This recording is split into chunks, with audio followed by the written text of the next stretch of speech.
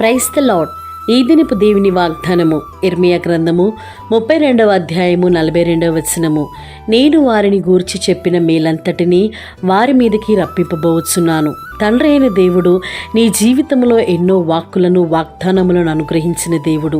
వాటన్నిటినీ ఆయన సమకూర్చి ఇది మొదలుకొని నీ జీవితంలోనూ నీ కుటుంబంలో ఉన్న ప్రతి ఒక్కరి జీవితంలోనూ తను కలిగిన ప్రతి మేలంతటిని నీ మీదకి రప్పింపబోచున్నాడు కనుక నీవు ధైర్యముగా ఉండి తండ్రి అందించబోవు దీవెనలు పొందుకొనడానికి ఎదురు చూచి నిరీక్షణ గలవారమై ఉండునట్లు తన వాక్యాన్ని మనకు అనుగ్రహించిన దేవుడు. ప్రార్థన.